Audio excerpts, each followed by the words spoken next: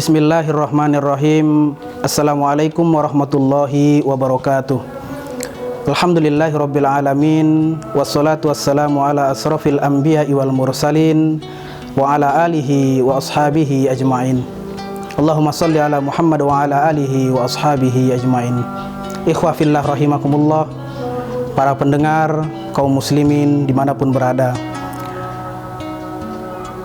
sungguh sangatlah beruntung kita orang-orang yang masih menjadikan Islam sebagai agama. Karena ternyata Islam bukan hanya agama yang mengatur tentang sholat, zakat, puasa, tapi Islam juga mengatur setiap dimensi kehidupan. Islam mengatur mulai dari bangun pagi sampai dengan bangun negara, Islam mengaturnya. Terlebih Islam juga mengatur bagaimana sebenarnya setiap pribadi muslim dididik berdasarkan sifat-sifat yang ada, panduan akhlakul karimah. Ikhwah fillah rahimakumullah, sering kita mendengar di tengah-tengah masyarakat bahwasanya setiap kenakalan remaja itu muncul karena adanya pengaruh lingkungan yang begitu dahsyat. Pernyataan yang seperti ini bisa kita terima, tapi tidaklah mutlak adanya. Kalaulah sekiranya seseorang bisa dipengaruhi oleh lingkungan, lantas kenapa banyak orang tidak terpengaruh dengan lingkungan baik? Kenapa banyak orang tidak terpanggil dengan majelis-majelis ta'lim, pengajian dan lain sebagainya?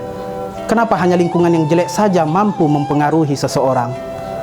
Untuk menjawab fenomena ini, ikhwah fillah rahimakumullah, marilah kita renungkan falsafah ikan. Ikan hidup berbulan-bulan, bahkan bertahun-tahun berada dalam lingkungan yang asin. Tapi mengapa dagingnya tetap tawar? Akan tetapi setelah dibawa ke darat, dibedah, digarami, kemudian dijemur, ikan tadi sudah terasa asin. Yang menjadi permasalahan di sini, ikhwah fillah rahimakumullah, adalah ikan hidup berbulan-bulan bahkan bertahun-tahun dalam lingkungan yang asin, tapi mengapa dagingnya tetap tawar? Akan tetapi baru 3 hari bergabung dengan garam setelah di darat, maka ikan tadi sudah terasa asin.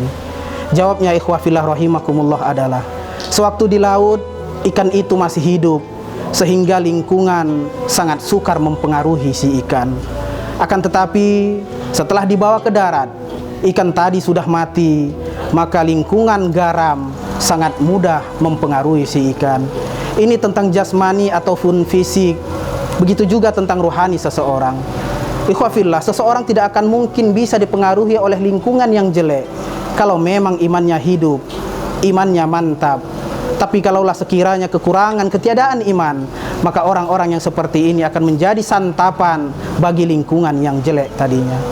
Ikhwah fillah rahimakumullah, kaum muslimin dirahmati Allah Subhanahu wa taala. Kita bisa melihat bagaimana fenomena pemuda Ashabul Kahfi. Pemuda Ashabul Kahfi adalah pemuda yang baik imannya, kuat imannya, tangguh imannya, sehingga Allah Subhanahu wa taala kemudian mengabadikan nama-nama mereka di dalam Al-Qur'an. Kita bisa melihat bagaimana fenomena Ali bin Abi Thalib. Ali bin Abi Thalib adalah seorang pemuda yang hidup di lingkungan umat jahiliyah. Tapi pertanyaannya, mengapa Ali bin Abi Thalib tidak terpengaruh dengan lingkungan umat jahiliyah? Jawabannya adalah karena Ali bin Abi Thalib adalah seorang pemuda yang tangguh imannya, sehingga lingkungan jahiliyah sukar untuk mempengaruhi Ali bin Abi Thalib. Adapun teman-teman yang sebaya dengan Sayyidina Ali ketika itu, karena ketiadaan iman, karena rapuhnya iman, maka orang-orang, teman-teman yang sebaya dengan Sayyidina Ali ketika itu menjadi santapan yang empuk bagi lingkungan umat jahiliyah tadinya. Ikhwah fillah rahimakumullah, sungguh beruntung orang tua yang bisa mewariskan kepada anak-anaknya pendidikan agama. Bila kita melihat di dalam kitab-kitab Arab, ada istilah anak yang soleh, ada istilah anak yang toleh. Anak yang soleh adalah anak yang terdidik agama dari semenjak kecilnya. Sedangkan anak yang toleh adalah anak yang tidak terdidik agama dari semenjak kecilnya. Kalaulah sekiranya anak yang soleh akan memberikan rahmat dan pengampunan Allah kepada kedua ibu bapaknya di dunia dan di akhirat, maka anak yang toleh akan memberikan penyiksaan, dosa bagi kedua ibu bapaknya di dunia dan di akhirat. Karena itu jamaah rahimakumullah, ikhwafillah rahimakumullah, sungguh amatlah beruntung orang tua yang mampu mewariskan kepada anak-anaknya pendidikan agama, akhlak yang baik.